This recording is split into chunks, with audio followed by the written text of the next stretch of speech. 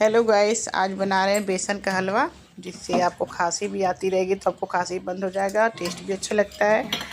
तो मैंने देसी घी में ये बेसन डाल के भून दिया है। फिर उसमें थोड़ा सा बादाम डालेंगे। अगर बादाम नहीं है तो आप स्किप भी कर सकते हैं।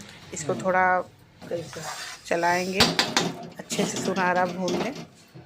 आपको मतलब कि खुशबू आने लगती है तो खुद ही पता चल जाता है हाँ बेसन भून गया।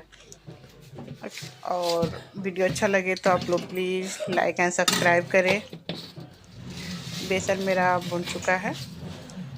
अब इसमें थोड़ा सा हम चीनी डालेंगे, जो कि आप देख सकते हैं कि ढक्कन है। थोड़ा सा कम लग रहा था तो थोड़ा सा और डाल देते हैं चीनी डाल के।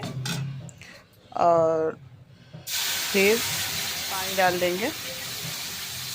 नॉर्मल पानी भी डाल सकते हैं, अगर चाहे तो आप हल्का सा गर्म करके भी रख सकते हैं, पानी जैसे ही डाल सकते हैं। वैसे मैंने तो नॉर्मली पानी डाला है क्योंकि हलवा में चिपक जाता है। और मुझे थोड़ा सा पतला हलवा चाहिए क्योंकि मुझे खांसी आ रही है, तो थोड़ा सा खांसी के लिए भी और मेरा टेस्ट के साथ ट्रीटमेंट भी हो जाएगा। तो मैंने पानी थोड़ा और एक्स्ट्रा डाला है।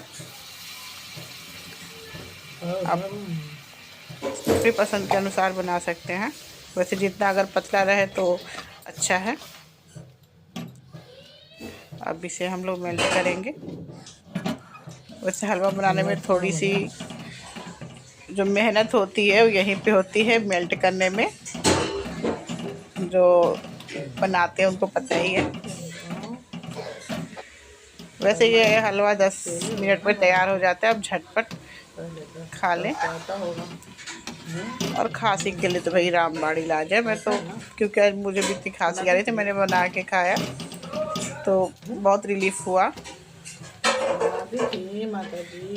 अब हलवा बिल्कुल पकने वाला है। अब ये हलवा बन गया है। अब हम इसे कटोरे में निकाल लेंगे। थोड़ा सा उसका पानी और वो करना। अगर आप लोग को वीडियो अच्छा लगे तो प्लीज़ लाइक एंड सब्सक्राइब, क्योंकि आप लोग के प्यार सपोर्ट से हमें थोड़ी हिम्मत मिलती है कि थोड़ा हम लोग भी आगे बढ़ सके।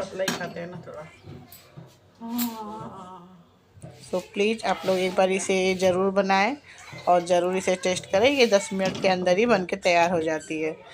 और गर्मा गर्म खाएं। आप ठंडा भी खा सकते हैं आप। Thank you.